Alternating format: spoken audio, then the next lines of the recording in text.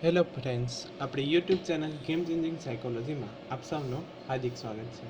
આજના વિડીયોમાં આપણે પ્રોબેશન ઓફિસર, ચીફ ઓફિસર તેમજ અન્ય સરકારી પરીક્ષાઓ માટે મનોવિજ્ઞાનના અગત્યના પ્રશ્નો પૂછાય છે તો એની ચર્ચા કરીશું। એ ઉપરાંત પ્રોબેશન ઓફિસર માટે હાલમાં જાહેર કરવામાં આવેલા નવા અભ્યાસક્રમ મુજબ મનોવિજ્ઞાનના જે અગત્યના MCQ જે છે એની ચર્ચા કરીશું। આ વિડીયો નંબર 6 છે, એટલે કે વિડીયો નંબર 1 થી 5માં પ્રત્યક્ષકરણ અંગેના જે આપણું નવા સિલેબસ મુજબ જે પહેલું યુનિટ હતું પ્રત્યક્ષકરણ, તો એ અંતર્ગતના આપણે જે અગત્યના MCQ હતા એની ચર્ચા કરી હતી। જો તમે એ વિડીયો ન જોયો હોય તો જોઈ લેવા વિનંતી। પ્લેલિસ્ટમાં આ તમામ વિડીયો જે છે તો એ તમને ત્યાંથી જોવા મળશે। હવે આજના વિડીયોમાં આપણે શિક્ષણ અંગેના જે યુનિટ 2 જે છે તો એ અંગેના આપણે જે અગત્યના MCQ છે એની ચર્ચા કરીશું, અને જે વિદ્યાર્થીઓનું મનોવિજ્ઞાન છે એવા વિદ્યાર્થીઓ માટે પણ આ વિડીયો અગત્યનો સાબિત થશે। તો સૌપ્રથમ પ્રશ્ન છે, ખૂબ જ અગત્યનો પ્રશ્ન છે, કયા મનોવૈજ્ઞાનિકને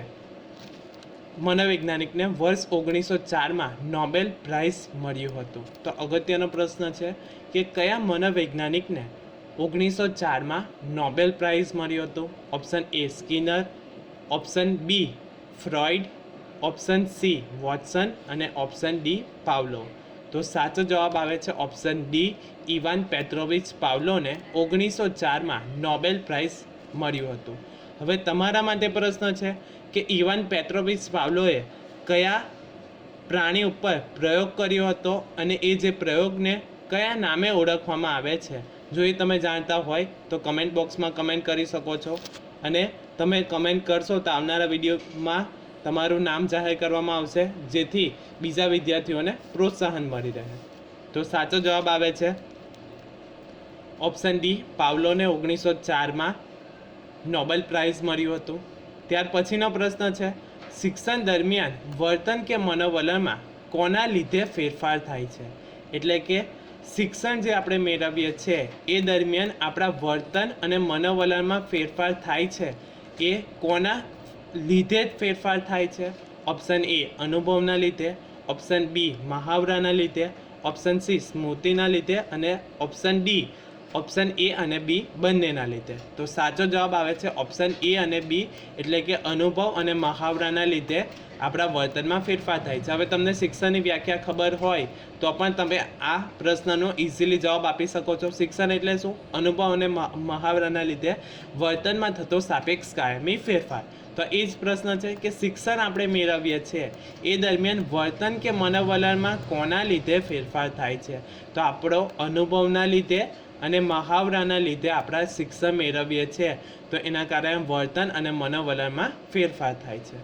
ત્યાર પછીનો પ્રશ્ન છે, નીચેનામાંથી કયા પરિબળના લીધે વર્તનમાં થતા ફેરફારને શિક્ષણ ન કહી શકાય? એટલે કે એવા કયા પરિબળ છે જેના લીધે વર્તનમાં થતા ફેરફારને આપણે શિક્ષણ ન કહી શકીએ? આપણે જે અગાઉ શિક્ષણની વ્યાખ્યા, અગાઉનો પ્રશ્ન જોયો કે અનુભવ અને મહાવરાના લીધે વર્તનમાં થતો સાપેક્ષ કાયમી ફેરફાર એને શિક્ષણ કહેવાય। હવે એવા કયા પરિબળો જે છે એના લીધે જો આપણામાં ફેરફાર થાય તો એને આપણે શિક્ષણ ન કહી શકીએ? હવે આ આપણું યુનિટ 2 જે છે પ્રોબેશન ઓફિસર માટે, તો શિક્ષણને અસર કરનારા અનેક પરિબળો જે છે તો એની પણ ચર્ચા કરી છે, એટલે આપણે જ્યારે થિયરી બેઝ વિડીયો જોશું ત્યારે એની ડીપમાં ચર્ચા કરીશું। તો પ્રશ્ન છે, નીચેનામાંથી કયા પરિબળના લીધે વર્તનમાં થતા ફેરફારને શિક્ષણ ન કહી શકાય? તો ઓપ્શન એ માંદગી, ઓપ્શન બી થાક, ઓપ્શન સી મૂડ અને ઓપ્શન ડી આપેલ તમામ। તો સાચો જવાબ આવે છે ઓપ્શન ડી, આપેલ તમામના લીધે જે ફેરફાર થાય છે તો એને આપણે શિક્ષણ ન કહી શકીએ। શા માટે? તો માંદગી 1-2 અઠવાડિયા સુધી યા થોડા દિવસ સુધી હોય। હવે જ્યારે આપણે બીમાર પડીએ ત્યારે આપણું વર્તન ચેન્જ થઈ જાય તો એને આપણે શિક્ષણના આધારે આપણા ફેરફાર થયું આપણે એવું ન કહી શકીએ। કે અથવા તો માંદગી જ્યારે થઈ હોય ત્યારે દવાને લીધે આપણો સ્વભાવ, આપણો જે વર્તન જે છે તો એમાં ફેરફાર થઈ જાય છે, તો એને પણ શિક્ષણ ન કહી શકાય. શા માટે ન કહી શકાય? તો શિક્ષણ એટલે શું? અનુભવ અને મહાવરાના લીધે વર્તનમાં થતો સાપેક્ષ કાયમી ફેરફાર. આ તો ફક્ત ટેમ્પરરી છે કે આપણે બીમાર હોઈએ ત્યારે આપણો સ્વભાવ, આપણું વર્તન બદલાઈ જાય છે, તો એને શિક્ષણ ન કહી શકાય. ત્યારબાદ છે થાકના કારણે પણ એને જે અસર થાય આપણા ઉપર, આપણા વર્તન પર, એને પણ શિક્ષણ ન કહી શકાય. મૂડ, આપણને ઇન્ટરેસ્ટ હોય, આપણું મૂડ હોય ત્યારે આપણું વર્તન બદલાઈ જાય, મૂડ ન હોય ત્યારે આપણું વર્તન બદલાઈ જાય, તો એને પણ શિક્ષણ ન કહી શકાય. તો નીચેનામાંથી કયા પરિબળના લીધે વર્તનમાં થતા ફેરફારને શિક્ષણ ન કહી શકાય? તો આપેલ તમામ આવે છે ઓપ્શન ડી, એટલે કે ઓપ્શન એ. માંદગીને પણ આપણે શિક્ષણ ન કહી શકીએ, થાક અને મૂડને પણ શિક્ષણ ન કહી શકીએ, કે જે આપણા વર્તનમાં ફેરફાર નથી કરી શકતા અથવા તો ટેમ્પરરી કરે છે, થોડા સમય માટે કરે છે, તો એને આપણે શિક્ષણ ન કહી શકીએ. ત્યાર પછીનો પ્રશ્ન છે, શીખવાની ક્રિયામાં થતા પરિવર્તનો એ કોના પરિણામે થતા પરિવર્તનો છે? એટલે કે શીખવાની ક્રિયામાં જે પરિવર્તનો આવે છે એ કોના પરિણામે થતા પરિવર્તનો છે? ઓપ્શન એ પરિપક્વતા, ઓપ્શન બી અનુભવ, ઓપ્શન સી મહાવરો અને ઓપ્શન બી અને સી એટલે કે અનુભવ અને મહાવરો. તો ઓલરેડી મેં તમને વ્યાખ્યા કહી એમ, તો સાચો જવાબ આવે છે ઓપ્શન ડી. અનુભવ અને મહાવરાના લીધે આપણામાં જે પરિવર્તન થાય તો એને શિક્ષણ કહેવામાં આવે છે.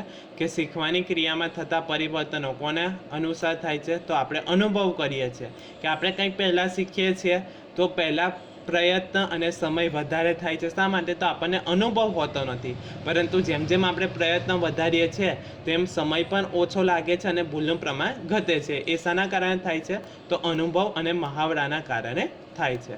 તો શીખવાની ક્રિયામાં થતા પરિવર્તનો એ કોના પરિણામે થતા પરિવર્તનો છે? તો અનુભવના લીધે અને મહાવરાના લીધે થતા પરિવર્તનો છે. ત્યાર પછીનો પ્રશ્ન છે, જે ઉદ્દીપકનું અભિસંધાન કરવાનું ન હોય તેવા ઉદ્દીપકને કેવું ઉદ્દીપક કહેવામાં આવે છે? આઈએમપી પ્રશ્ન છે, વારંવાર પૂછાય છે કે જે ઉદ્દીપકનું અભિસંધાન કરવાનું ન હોય તે ઉદ્દીપકને કેવું ઉદ્દીપક કહેવાય છે? ઓપ્શન એ શાસ્ત્રીય ઉદ્દીપક, ઓપ્શન બી અનઅભિસંધિત ઉદ્દીપક, ઓપ્શન સી પ્રાયોગિક ઉદ્દીપક અને ઓપ્શન ડી અભિસંધિત ઉદ્દીપક. તો સાચો જવાબ આવે છે ઓપ્શન બી અનઅભિસંધિત ઉદ્દીપક કહેવામાં આવે છે. એટલે કે જે ઉદ્દીપકનું અભિસંધાન કરવાનું ન હોય તો એવા ઉદ્દીપકને કેવું ઉદ્દીપક કહેવામાં આવે છે? તો અનઅભિસંધિત ઉદ્દીપક કહેવામાં આવે છે. જે તમને ખબર હશે, ઉદ્દીપક અને પ્રતિક્રિયા. ઉદ્દીપક અને પ્રતિક્રિયા. તો અહીંયા ઉદ્દીપક શું પૂછ્યું છે? ઉદ્દીપક ક્રિયાનું અભિસંધાન કરવાનું ન હોય. ફોર એક્ઝામ્પલ લઈએ, ઉદ્દીપક છે ખોરાક. તો જ્યારે આપણે ખોરાક જોઈએ ત્યારે લાળ ઝરે છે. હવે લાળ ઝરવી તો એ કોઈ શીખવવામાં આવે છે? નથી શીખવવામાં આવતું, એ જન્મજાત છે. તો એને શું કહેવામાં આવે છે? આ જે લાળ જે છે તો એને અનઅભિસંધિત ઉદ્દીપક કહેવામાં આવે છે. એટલે કે નેચરલી જે ઉદ્દીપક જોઈને આપણે પ્રતિક્રિયા આપીએ છીએ તો એ અનઅભિસંધિત ઉદ્દીપક કહેવામાં આવે છે.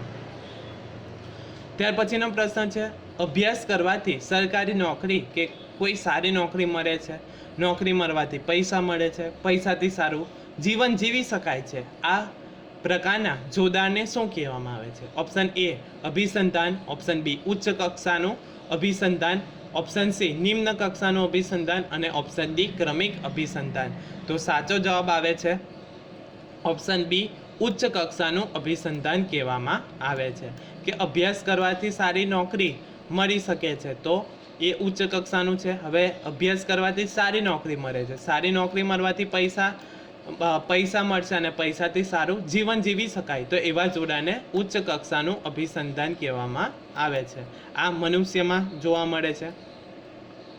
ત્યાર પછીનો પ્રશ્ન છે, બી.એ. સ્કિનરના ક્રિયાત્મક અભિસંધાનના મૂળમાં શિક્ષણનો કયો નિયમ રહેલો છે? ઓપ્શન એ તાજેતરતાનો નિયમ, ઓપ્શન બી પ્રાથમિકતાનો નિયમ, ઓપ્શન સી તત્પરતાનો નિયમ અને ઓપ્શન ડી અસરનો નિયમ કહેવામાં આવે છે. તો સાચો જવાબ આવે છે ઓપ્શન ડી. ઓપ્શન ડી જે છે તો એ અસરનો નિયમ કહેવામાં આવે છે. હવે તમારા માટે બીજો પ્રશ્ન છે, બી.એફ. સ્કિનરે કયા પ્રાણી ઉપર પ્રયોગ કર્યો હતો અને એ કયા પ્રકારનું શિક્ષણ અથવા તો કયા પ્રકારનો પ્રયોગ કહેવામાં આવે છે? જો તમે જાણતા હોય તો કમેન્ટ બોક્સમાં કમેન્ટ કરી શકો છો. ત્યાર પછીનો પ્રશ્ન છે, ક્રિયાત્મક અભિસંધાનમાં શું મહત્વનું હોય છે, એટલે કે આપણે જે ક્રિયાત્મક અભિસંધાન થાય છે, તો અભિસંધાન એટલે શું? સૌપ્રથમ તો એ ઇમ્પોર્ટન્ટ છે. તો અભિસંધાન એટલે કે જોડાણ. તો ક્રિયાત્મક અભિસંધાનમાં શું મહત્વનું છે? ઓપ્શન એ પ્રતિક્રિયાની વારંવારતા, ઓપ્શન બી ઉદ્દીપકની રજૂઆત, ઓપ્શન સી પ્રતિક્રિયા બાદ મળતું પરિણામ અને ઓપ્શન ડી આપેલ તમામ. તો સાચો જવાબ આવે છે પ્રતિક્રિયા બાદ મળતું જે પરિણામ છે એ ક્રિયાત્મક અભિસંધાન માટે ખૂબ અગત્યનું છે. હવે પ્રતિક્રિયા બાદ મળતું પરિણામમાં આપણને પ્રોત્સાહન મળી શકે છે, અથવા તો આપણે કોઈ પ્રતિક્રિયા કરીએ છીએ, જો સાચી હોય તો એ પુરસ્કાર આપવામાં આવે છે, અને જો ખોટું હોય તો એ અંતર્ગત આપણને સજા મળે છે. તો ક્રિયાત્મક અભિસંધાનમાં શું મહત્વનું છે? તો પ્રતિક્રિયા બાદ આપણને જે મળતું પરિણામ જે છે તો એ અગત્યનું છે. ત્યાર પછીનો પ્રશ્ન છે પ્રતિક્રિયાને મજબૂત એટલે કે બળવત્તર બનાવનારી કે પ્રતિક્રિયાની સંભાવના વધારનારી કોઈ પણ બાબત કે ઘટના એટલે શું? ઓપ્શન એ ઉદ્દીપક સામાન્યીકરણ, ઓપ્શન બી પ્રબલન, ઓપ્શન સી ઉદ્દીપક વિભેદીકરણ અને ઓપ્શન ડી વર્તન ઘડતર. તો સાચો જવાબ આવે છે ઓપ્શન એ ઉદ્દીપક સામાન્યીકરણ કહેવામાં આવે છે. એટલે કે જે પ્રતિક્રિયાને મજબૂત બનાવે છે, બળવત્તર બનાવે છે, તો એ બનાવનારી કે પ્રતિક્રિયાની સંભાવના વધારનારી ક્રિયાને શું કહેવામાં આવે છે? તો ઉદ્દીપક સામાન્યીકરણ કહેવામાં આવે છે, જેની આપણે થિયરીમાં જ્યારે આપણે જોશું ત્યારે એની ડીપમાં ચર્ચા કરીશું. ત્યાર પછીનો પ્રશ્ન છે, અગત્યનો પ્રશ્ન છે, ધ્યાન કયા પ્રકારનું પ્રબલન કહેવામાં આવે છે? ઓપ્શન એ પ્રાથમિક પ્રબલન કહેવામાં આવે છે, ઓપ્શન બી દ્વૈતિક પ્રબલન કહેવામાં આવે છે, ઓપ્શન સી વિધાયક પ્રબલન કહેવામાં આવે છે કે ઓપ્શન ડી આપેલ પૈકી એક પણ નહીં. તો સાચો જવાબ આવે છે ઓપ્શન બી દ્વૈતિક પ્રબલન કહેવામાં આવે છે. એટલે કે ઓપ્શન બી જે છે એ સાચો જવાબ છે. ત્યાર પછીનો પ્રશ્ન છે, નીચેનામાંથી કયું પ્રાથમિક પ્રબલન કહેવામાં આવે છે? આ પણ અગત્યનો પ્રશ્ન છે કે નીચે આપેલા પૈકી પ્રાથમિક પ્રબલન કયું છે? ઓપ્શન એ સત્તા, ઓપ્શન બી પૈસા, ઓપ્શન સી સિદ્ધિ અને ઓપ્શન ડી જાતીયતા. તો સાચો જવાબ આવે છે જાતીયતા છે, તો એ પ્રાથમિક પ્રબલન કહેવામાં આવે છે. આ બધા સત્તા, પૈસા અને સિદ્ધિ એ દ્વૈતિક પ્રબલનમાં આવશે. જો તમને ખ્યાલ હશે તો એ તમે ઇઝીલી જવાબ આપી શકશો. તો પ્રાથમિક પ્રબલન કયું છે? તો જાતીયતા જે છે એ પ્રાથમિક પ્રબલન કહેવામાં આવે છે. ત્યાર પછીનો પ્રશ્ન છે, શીખાયેલી અનૈચ્છિક પ્રક્રિયાને પાવલોવ શું કહે છે? આ પણ અગત્યનો પ્રશ્ન છે કે આપણે જે શીખાયેલી અનૈચ્છિક પ્રક્રિયા જે છે તો એને પાવલોવ શું કહે છે? ઓપ્શન એ અભિસંધિત પ્રતિક્ષેપ કહેવામાં આવે છે, ઓપ્શન બી અનઅભિસંધિત પ્રતિક્ષેપ કહેવામાં આવે છે, ઓપ્શન સી શિક્ષણ અને ઓપ્શન ડી મુક્ત સાહચર્ય. તો સાચો જવાબ આવે છે અભિસંધિત પ્રતિક્ષેપ કહેવામાં આવે છે. તો આ અગત્યનું છે કે શીખાયેલી અનૈચ્છિક પ્રતિક્રિયાને પાવલોવ શું કહે છે? તો અભિસંધિત પ્રતિક્ષેપ કહેવામાં આવે છે. જ્યારે આપણે થિયરી બેઝ વિડીયો જોશું ત્યારે પાવલોવનો જે પ્રયોગ જે છે તો એની પણ આપણે ડીપમાં ચર્ચા કરીશું, જેથી તમે ઇઝીલી સમજી શકો. આશા રાખું છું કે તમને આ વિડીયોમાં સમજ પડી ગયા હશે, અને જો તમને આ વિડીયો પસંદ પડ્યો હોય તો વધુમાં વધુ લાઇક કરો, શેર કરો અને અમારી ચેનલને સબસ્ક્રાઈબ કરી શકો છો. Thank you.